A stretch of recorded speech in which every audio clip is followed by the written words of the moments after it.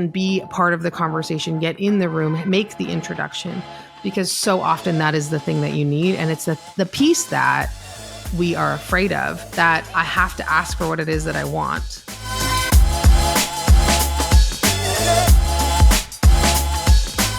Hello and welcome to The Edit. I'm Whitney from Minneapolis. I'm Erin from Nashville. And I'm Amanda from Seattle.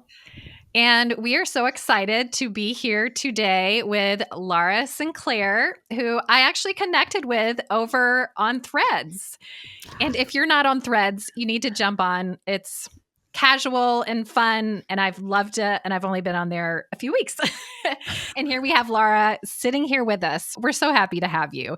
And what really caught my eye when I saw what Laura was sharing was her heart and her passion for women who are also moms, because she really seemed to understand a lot of that struggle that we all have as entrepreneurs when we're trying to make a business decision, when we're trying to make a mothering decision, and how do we balance that? And that is something that Erin, Amanda, and I discuss a lot amongst each other. And we also know that a lot of photographers get started because maybe they're moms already and they start taking photos of their kids and they love it. Even though Erin and Amanda and I, we became moms after we started our business, it really does have a unique place in our lives being a mom and being an entrepreneur. And Laura has done amazing things. She's had multiple six-figure businesses. She knows her stuff. And you also mostly share about marketing and branding as well. And I'm going to hand it over to you, Laura, just to share some more about your business and what kind of gets you excited. Yeah, thank you for that lovely intro. And I love Threads. I've been on Threads. So before I introduce myself, I need to give Threads a little shout out, because I actually don't love Instagram that much, but I love Threads. And awesome. I broke my leg at the beginning of March and found myself with like lots to say and more time to be on the internet. And I found myself over on Threads. And I have made I call them my threadships, the best I friends love that. It's been such a cool platform to actually connect with people. I think it's because it's stripped away like the graphics and the videos. It's just like, no, let's have a conversation. And so I'm so grateful, Whitney, that we were able to connect over on that platform. And there are some really cool mom entrepreneurs hanging out there. I love how it's really expanded my network. I already have a beautiful network, but being over on Threads has introduced me to a lot of incredible other women. So I'm grateful for that. But I will introduce myself. My name is Laura Sinclair. I am just from outside of Toronto, Canada. So we are all over the map. We got every part of the map today. We're hitting all corners of North America today. But my background is in marketing. So I'm a marketing and business mentor. My brand is called This Mother Means Business. So I do have a podcast called This Mother Means Business. I have a community called This Mother Means Business, and it is a place for entrepreneurial mothers to come together and receive support and business advice that actually makes sense for them in the season of their business, because there's a lot of information about how you should run your business, what you should do, what you shouldn't do, and not very much of it actually takes into consideration what happens if your child is homesick, or you have an emergency, or somebody has pink eye in the middle of this launch, or you have somewhere all of the things, right? Yep. And so there's a really powerful duality between motherhood and entrepreneurship. And so I like to create space and hold space for that. But I also am a marketing expert. It is my expertise is around helping women get their businesses seen, because it doesn't matter if you have the best offer, you're the best photographer in the world if nobody knows that you exist. And so my work is really around helping women to build their brand so that they can get seen. That way, I also own a social media marketing agency, because why not have another thing? I love it. Love it. Love it. Yeah. So what kind of led you to decide to focus on motherhood? I love that you asked this, because it was never my intention. Mm-hmm. And so I have a corporate marketing background. I started my career in public relations, worked in digital marketing, worked with some of the biggest brands in the world, all the names that you would know of. And then I quit to run a CrossFit gym for 5 years. Oh, wow. And yeah, I was never cut out to be. I was a terrible employee. Let's just put that. I was great at my job, terrible employee. And so I'd always loved athletics, and my now husband, he was my boyfriend at the time, and his brother owned a CrossFit gym, and we had the opportunity to purchase another one. And the owner sort of went to my brother-in-law and my husband, said, "Do you want this?" And they were like, "No." And I was like, "I do." And so I ended up quitting my corporate job, roping my husband into buying a failing CrossFit gym, and did that for 5 years. And then when the world shut down for 2 weeks out of an abundance of caution in 2020, we all know the rest of that story. I was 8 weeks pregnant with my second child, my son, who is he'll be 4 this year. And gyms didn't fare well really anywhere in North America, certainly here in Ontario, Canada, where I live. And so we decided to close the gym at the end of 2020. And there I was with a 3-month-old baby and a 3.5-year-old daughter and no income and having to figure out what the heck do I do now? And I knew going back to corporate really wasn't an option. And so I did the thing that I knew how to do that was easiest for me. And that was teaching social media to business owners, to photographers, to people like actually one of my very first clients was a photographer, my wedding photographer, actually. And really, which is ironic because today is actually my wedding anniversary. So this is all just a very happy anniversary. I love it. Thank you. 8 years later. Anyway, so to answer your question before I got into the very long-winded answer is that I've done entrepreneurship both ways. I've done it as you all have, right? You've done it before you have kids and after. And I made a lot of mistakes along the way. And I've been really fortunate to be able to build a very successful online business that started from me teaching entrepreneurs how to use social media, that sort of transformed into a few other things as far as community. But I never got into this space because I wanted to help moms. I got into this space because I wanted to help small business owners. I wanted to, most business owners and photographers, certainly if as you're listening to this, you're really good at your work. You're really good at what you do and probably not so good at the marketing side of things. And that's okay. And that's where people like me come in and people like me can come in and help. And so it really just started with me wanting to help in that way. But because I am a mom to 2 young kids and because as we show up online, we build personal brands, I couldn't really avoid motherhood. I just kept working with more and more moms. It was everyone that was coming into my world. I would say 90% of my clients were moms or women who were like ready to become moms and building businesses. And so it kind of just became that thing that I couldn't avoid anymore. And a lot of the conversations around motherhood and entrepreneurship are really fluffy, like very cute, almost like the hey mama, like the MLM sort of vibe, which is really very much not my vibe. And there's nothing wrong with, being an MLM if that's something that you feel called to. I don't.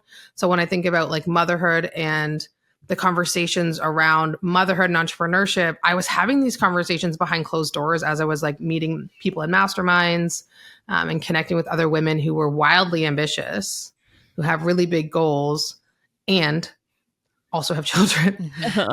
And so it really just started from that. It started from wanting to create a space where these conversations that I was having, one-on-one with people or at masterminds or with friends, I needed to have more of, and I needed to make more women aware of them that, hey, you know what, there is a space for both. There's a space for your ambition and for you to, be a devoted mother if that's what you want. And so I believe that if we put more money in the hands of mothers, the world will be a better place. And so I'm trying to do that as much as possible.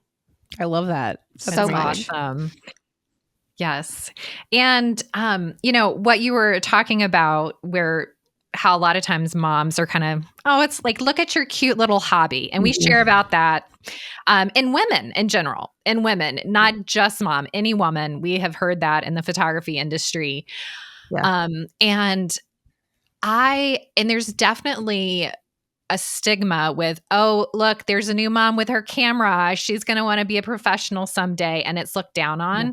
And I absolutely hate that because I'm like, there is a mom that is finding something outside of her children that brings her joy. And I think that's super important.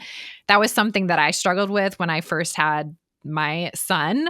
My whole life was revolved around him and I almost felt lost. And so when I was able to find things that were going to bring me joy outside of motherhood, I really wanted to latch on to that. And so I think it's super, super important what you're doing.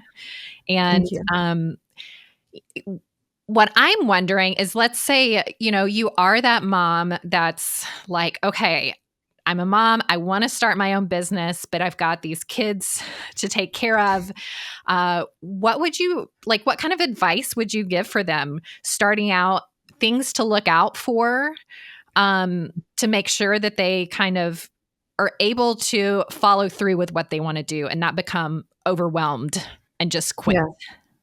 Yeah, I think so. The first piece actually ties back to what you were just saying before. If you have this dream on your heart, there's something that you want to do. Like, you were a whole human before you became a mother.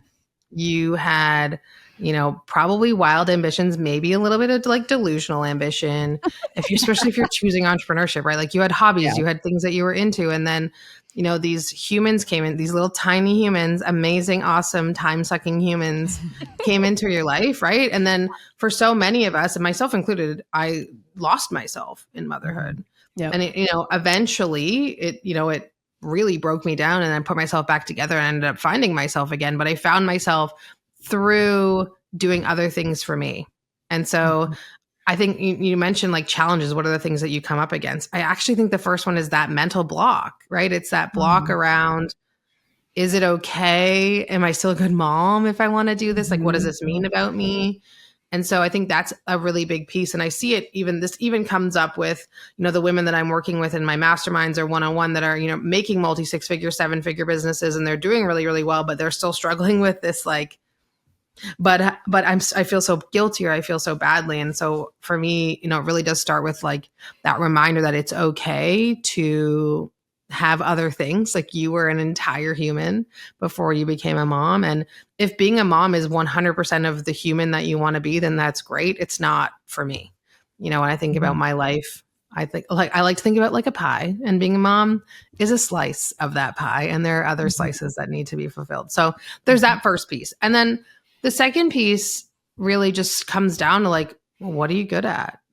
Right? Like, or what do you want to learn? I mean, I've worked with a lot of photographers, and just kind of coincidence that I'm here, but a lot of them are self-taught. And I think that that's okay. Some of them have like shame around being self-taught. I'm sure that you guys could have like a whole conversation about that. Yes. They're like, I'm self-taught. So like, that must mean I'm not as good as someone that, went to photography school. And it's like, oh, I don't know if that's true. Maybe, I'm sure you have opinions, but there are a lot of like stories and things that come up there, but it's like, what are you good at? What feels easy for you? What are you excited about? And starting there, right? I think the other mistake that people make when they're first starting their business is that they're like afraid to take up space about it. And by that, I mean, like, actually talk about the fact that you're doing this thing now. Yeah. There's a lot that comes up there, right? Like, oh gosh, like, what will somebody think? Or, some judgment. But the reality is, everyone's business, regardless of whether you're doing photography or social media mentorship or something entirely different, you're going to be, your first couple clients will be people that you know. Yep. Every business owner that I know will tell you, I know lawyers, like so many different people, they will tell you that their first client was someone that they were already connected to in some way. And so just really starting to talk about the fact that, hey, you know what, I'm doing this thing. This is what I'm offering. I'd love to talk to you more about it, really. And just really being able to take up space. That doesn't mean like cold DMing people on Facebook that you haven't talked to in 10 years. Don't do that. But, start the social media account, post the reel, make the website. It's never been easier to do that stuff. And then really just start talking about it. I love it. So in terms of like, the three of us, something that we really struggle with is like balancing everything. Yeah. And, do you find that that's like a common struggle with people? Can I swear on your podcast? Is that allowed? Yeah. Sure. Yeah. You swear her? It's not really a swear, but balance is bullshit, right? Balance is absolute bullshit. Yeah. And so what I've tried to find is a little more of like integration. I think if we're constantly striving for this, like, oh, I'm going to find work-life balance, like you'll be looking for a long time, like keep looking. It's not coming. I think there are strategies that you can use to create some of that like back and forth. Like, how do you shift from the mom hat to the entrepreneur hat to then the wife hat or partner hat, or then like somewhere where you're taking care of yourself. Like, there's so many hats that you need to wear. And so for me, like, I wear bracelets. And so my husband's a firefighter and he's home a lot. And so like if I have these on, it sort of signals to him like, please go away. And then I can like take them off later. And then I'm in mom mode, right? Because then he wants to walk into my office and be like, hey, let's hang out. I'm like, no, like I can't do that right now. I know some women who will wash their face. So they'll like finish their work, they'll go up, they'll wash their face, and then they'll transition into mom mode. I know other women who will change their clothes. Like they're literally just to bounce back and forth between like what mode. But the one thing that I've learned is that I can't be a good mom and a good business owner at the same time. Like in the same hour, like I can't work on my business and have my kids with me. And so I've learned to delegate both in my business and in my life, right? My kids, as we're recording this, one's at daycare and my older daughter is school age. So she's in school. But it's really like, I stopped trying to find balance because I just don't think that that's fair. It's like, how can I create integration and how can I set up my business so that it is supportive of my life and not the other way around? Like my business is not my baby. My business is a fully grown adult that is very capable of, functioning without me, which is the goal, right? Like that's what we need to get to. And so a lot of women, they come to me and their business is their baby or feels like their baby. And then they also have their human baby. And some of it is like, how do we set up your business so that it can be at least a teenager, right? Or it doesn't need to be slightly more independent. Yeah, slightly more independent with the goal of it becoming like its own fully functioning adult with delegation and setting boundaries. A lot of women and mothers I find lack boundaries around their businesses. And by that, I mean like overserving their clients and overserving other people. And so how do we set up boundaries that are healthy and good for our businesses and our clients, but then also with, our partners and with the people that are also helping us parent our children, right? How do we ask for help? How do we say to our partner, like, hey, actually, I need you to do this. And so I can do this other thing. I think in general, moms, and certainly in the moms in my circle, and I'd love to hear your opinion on this too. Like we try to do everything. We're just like, 100%. Yeah. Control everything. And you just can't, you really have to let go of some of those things. And, so when we're thinking about balance, it really comes to like, actually, let's figure out how do we create integration? How do we create harmony in certain areas of our life? And usually that's like strategy, systems, boundaries. I love that. That reminds me of, we have talk a lot about outsourcing. And when you are first starting your business, I feel like that is one of the lowest priorities. But we talk about how it really needs to be one of your first priorities, especially when you have a family, because you can't do all the things. It's impossible. There are not enough hours in the day. There are not enough copies of yourself to actually do that. So I love that you're saying that because, I feel like that's definitely a boundary right there of I will work on these things. These other things I will outsource. And it's in business and life. Yeah. Right? Like, exactly. Literally while we're here, there is the sweetest woman cleaning my home. She is the best. It's the best. I love her. That. She comes over. I'm like, yes. And I've had to outsource that because I know that I can't keep on top. I can't stay on top of that. Now, it is very privileged that I have the business that allows me to do that. There are seasons of my business where that wasn't the case. But it's like, what can you outsource in both your business and your life? Because there's probably more than you think. Definitely. I keep hearing words that you're saying that we have talked about so many times on the podcast, whether it's setting boundaries and learning how to say no or treating your business like an actual business, not just a hobby, or seasons. We've talked on this podcast so much about seasons that we're going through, and there are times to hit it hard and there are times to to pull back and be more present with your children. Right now it's summer break and I have small children, so my business is a little bit more on autopilot, and I know that I'm not killing it with income, but I'm killing it with crayons and water play and all of that. I love it. Yes. And but I'm still treating my business like a business and taking it seriously and all of that. And I just appreciate what you're saying, that you're teaching women to take their businesses seriously. This Mother Means Business. I love it so much because I feel like Whitney already mentioned it. We fall into the trap so much of feeling like we just have to pick up the slack around the household. We have to, sorry, Whitney, I don't mean to put words, that's not what you said, but No, go for it. The mompreneur, what is it? Mompreneur? Mompreneur.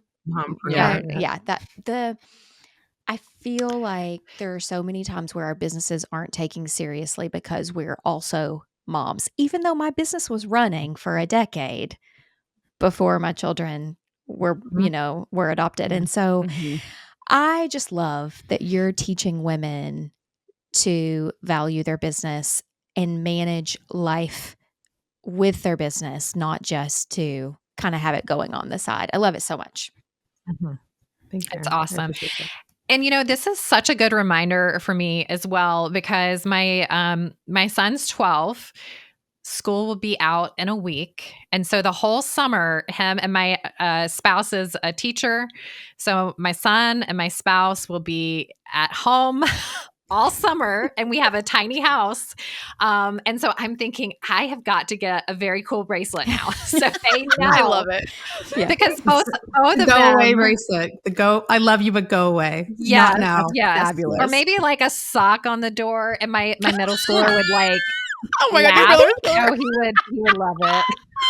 That's kind of amazing. I love that. That means something else, Whitney. I'm not sure that. Oh, I know it means something else.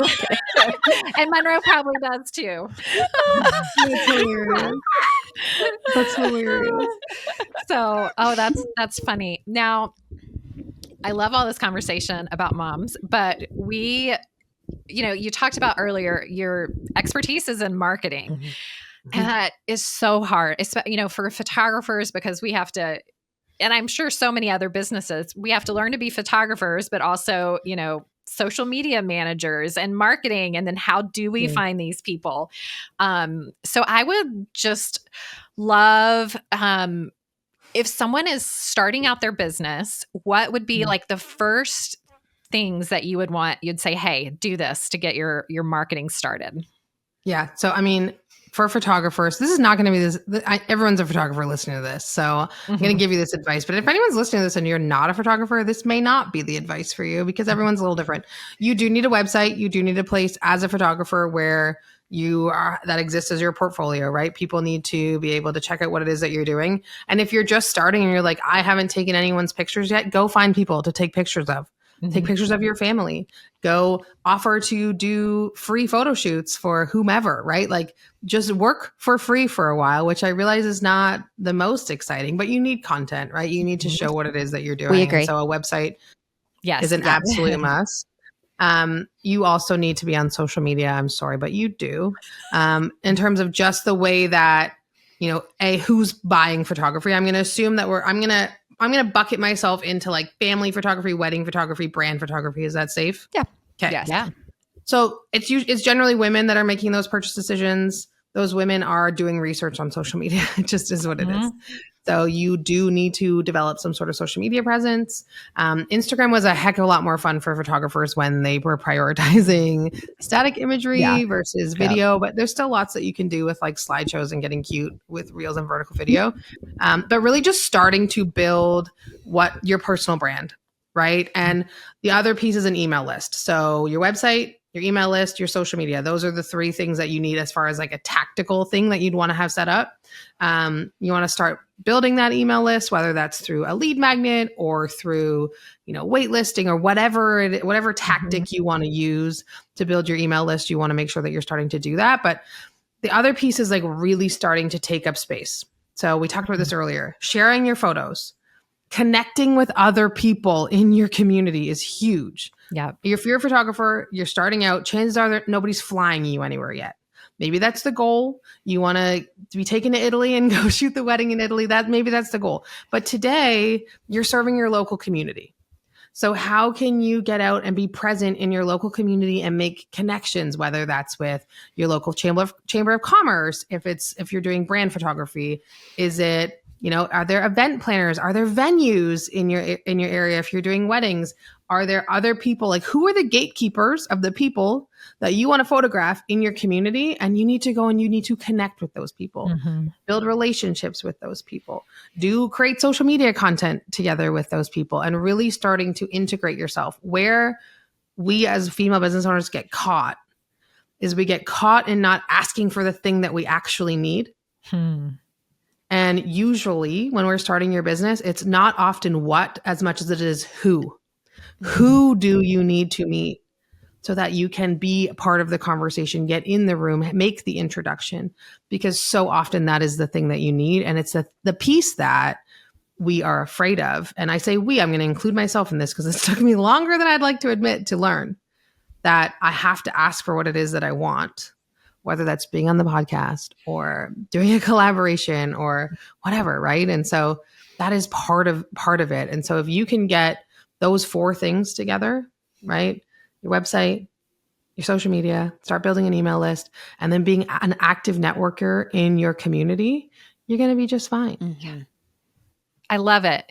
And it's, I think back to when I first started my photography business, which was close to 20 years ago now. Wow. And it was before so much social media. I think we had blogs. I had a website, but so much of my business was built around just connecting with people. Mm-hmm. That was how my business grew. And I think there's this idea today that you can find all your business on social media, and you're trying so much to like make a great reel or have the perfect photo. And yes, you can maybe find some people that way, but especially if you're starting out, those local connections and, like you said before, work for free. Totally. Like you absolutely can work for free. Find people that maybe you can do their headshots for free so they get to know you and see, hey, they've got skill and talent, and then they're going to start referring you. And so I love that you touched on that, because marketing is more than just posting on Instagram. I wish we could just post on Instagram.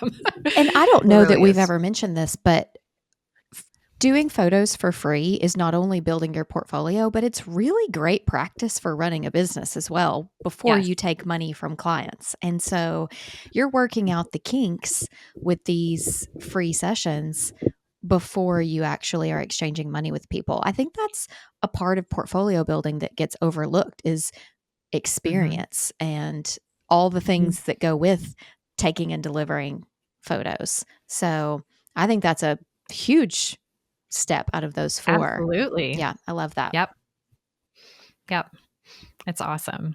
One thing that we always like to ask our guest is, if you were to start your business over right now, what would you do different?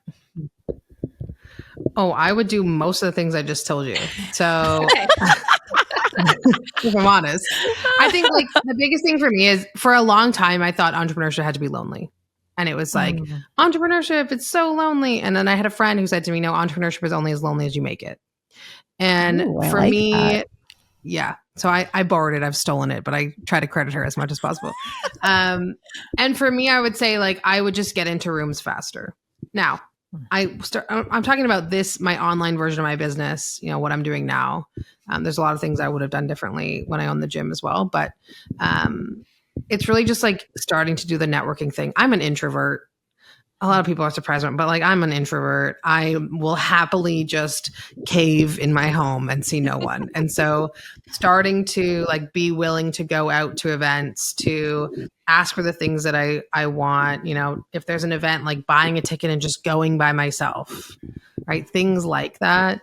And really starting to build my own network, because your network truly is your net worth, regardless of what business you're in. Like, we are all in the people business, and you want to be able to build your referral network, whether it's through existing clients or just people that know you and love you and trust you and the work that you do. And so really just diving in there and being more human in the process. Like, when I think about building my online presence, you know, if you were to scroll back like 1,000 posts ago, it was like, you would see me in a blazer with my hair done, coiffed, with my makeup done, and just looking like what I thought a business professional was supposed to look like, and you know what you're supposed to do. And it truly wasn't until I was like, forget it, I don't have time for this, that I started showing up online with like my hair wet, or right now where I have no makeup on. I probably need a shower, if we're being honest. Like, it just is, right? Like, I'm a mom of 2 kids running multiple businesses with a lot of things on the go. And I'm not going to pretend that I'm showing up in a blazer with perfectly coiffed hair every day. Like I don't do that. So that's not fair. And so really just like establishing, okay, like what is my own brand story in that and leaning into myself through it. It's something that I wish I had done sooner. I think just, people look at, if you follow me on Instagram, one of the pieces of feedback that I often get is, you're so authentic in that space. I was like, yeah, I don't have time. I'm too tired to be anybody but who I am. But it took me a while to get to that place where, I was comfortable enough to do that. And so let's go to two pieces, right? It's like, okay, leaning into who it is that I really am in my marketing, A, and then B, building more of those network communities and setting up my marketing foundations too, right? Website, email, lead magnet, basic funnels, things like that. I love it. A lot of things, Whitney. I'm sorry. It wasn't one thing. It's great. It's great. It's all good. Can you, because I'm thinking about photographers that are just starting out, are just starting their business. Can you give us a definition of, and I was going to ask this earlier, of lead magnet and funnel? So that yes. Okay. So let's break it down, my friends. Yes. And if you're just starting out, I love you and I celebrate you because we were all where you are right now. Not me as a photographer, but I have been in that season of my business. Like what is a lead magnet? So when we think about being in the online space, right? If you're going to use the internet to build your business, you want to build something that you own, right? Because Instagram could shut down tomorrow. It probably won't, or your Instagram account could get hacked or you lose your account or whatever, right? You want to build something where you can communicate with people. And so the most powerful asset that you can have in your business for marketing is a list that you own. And usually for most of us, that's an email list. For some businesses, it might be like a text message list. But if we're starting out, text message lists are expensive. So let's go with email because you can do that for free on platforms like MailChimp. You can start an email list for free. The lead magnet is people aren't just going to join your email list because you said so. Hey, will you join my email list? No, chances are they're not going to do that. You need to give somebody a reason to join your list. Like why? Why would I join it? And usually what you would do is you're giving something in exchange. Hey, give me your email, and I'll give you X. So I'll give you an example of what I use for my lead magnet in my business. I have a couple, but one of the most popular one that I use, the one that's done the best for me, is I host a free networking call every other Tuesday at 10 a.m. Eastern time, which is early for those of you that are on Pacific or Central. I get it, but it's a great call. So in order to join that call, you need to sign up on my opt-in page. You give me your email address and name, and I give you the link to come to that call. And then I get to email you till the end of time unless you unsubscribe from my email list. Okay. So when we think about a lead magnet, it's like a freebie, something that is like you're giving a person a reason to be on your email list. It could be a PDF. It could be a free training. Maybe it's a workshop. Could be an ebook. It could be anything. And I know that if as a photographer, you may be thinking like, I don't know what that would be for me. It could be a lot of things, right? It could be like how to build your Pinterest board for inspiration. It could be outfits. It could be locations, like things that you could do to support people. It could be, how to get ready for your family shoot, depending on what it is that you are looking for. There's lots of things that it could be, but it's really giving that person a reason. And then when we talk about a funnel, right? A funnel is essentially how you nurture people through and build a relationship with you, because chances are this might happen for some people, but it doesn't, not super often. If someone's discovering you for the first time, they're not going to be like, wow, Erin, you're awesome. Can I pay you right now? Right. They want to like date you for a little bit. They want to like make sure that you're the one. And so your funnel is really the process through which you put somebody through. So once they say, yeah, okay, I'm going to give you my email list for whatever freebie, whatever in exchange it could be. Sometimes with photographers, what works really well if you're established is like, hey, I'm opening up my books for next month. If you're interested and you want to know what my availability is, sign up here and you'll get first access to my calendar, wherever you're at. But the funnel is like what's to follow. So it's the emails to follow. Like, what are you sending me now? Right. So what do I get immediately after I filled out my signed up for your freebie? And then what are the conversations that we're having down the road? Are you offering me different things? Do you have like are you doing minis? Do you have full branding packages, wedding packages, like whatever it is? It's like, what is the conversation that you want to have with these people via email down the road? And that's your funnel.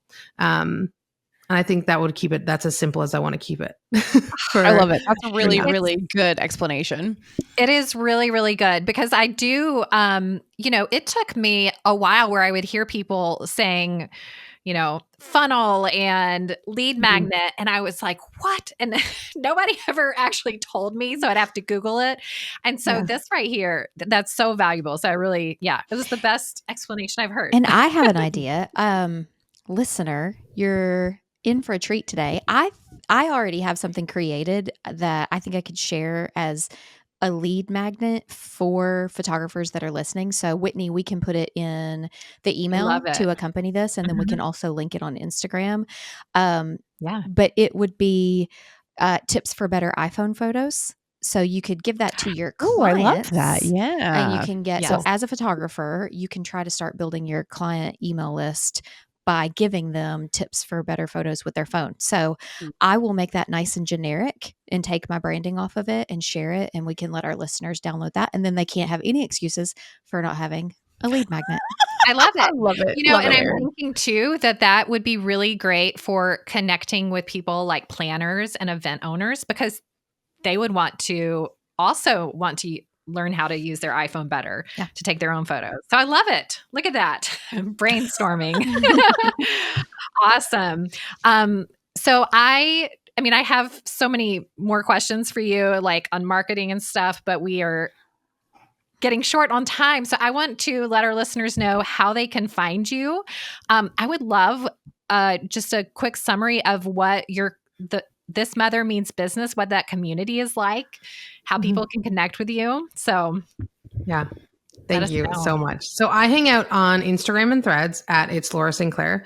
And if there was anything that you got out of this episode that you found valuable, or you made it this far, we are officially friends. So please send me a DM and say hello. That's where I hang out. I will reply, I promise.